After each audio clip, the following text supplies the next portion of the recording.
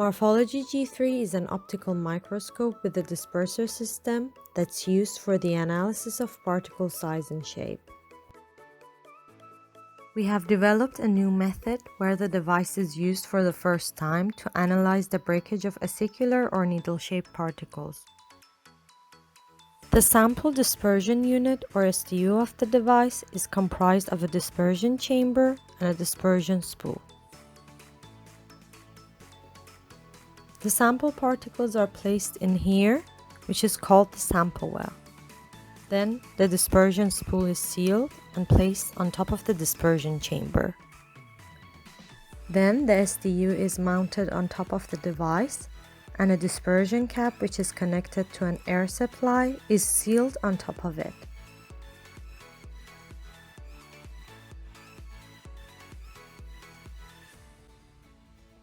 The XYZ stage then moves to locate the glass slide underneath the SDU. The SDU is lowered and a pulse of pressurized air with adjustable pressure is injected from the top to accelerate the particles. The particles then start bouncing around, impacting the walls of the dispersion spool and each other and break in the process. Then they fall through the holes and land on the glass slide. The XYZ stage then moves the glass slide underneath the optical unit to take 2D images of the particles and provide various size and shape information. To do a breakage analysis, the sample particles are dispersed using different dispersion pressures, which means different impact velocities, to find their particle size distribution after dispersion.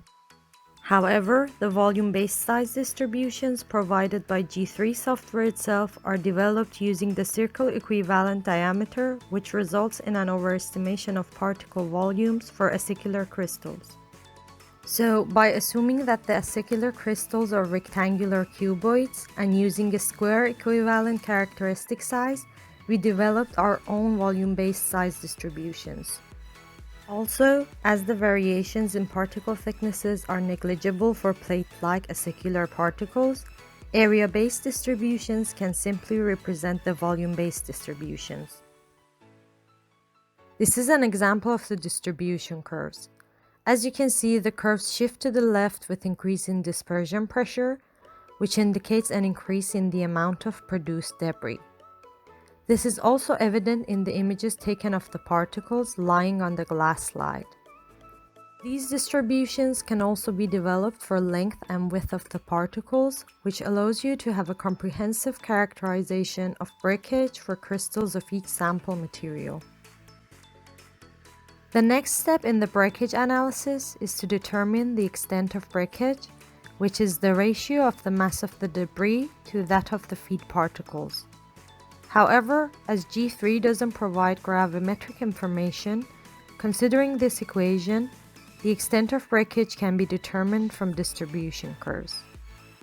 As you can see, the extent of breakage increases with increase in dispersion pressure. Also, the plot shows that large and dense particles like potassium phosphate don't break much since they barely get accelerated. As explained in the previous demonstrations, Gadiri and Zhang's model can be used to find the breakage propensity of your sample material. The model expresses the extent of breakage of a material as a function of impact velocity, particle size and density, and the material mechanical properties.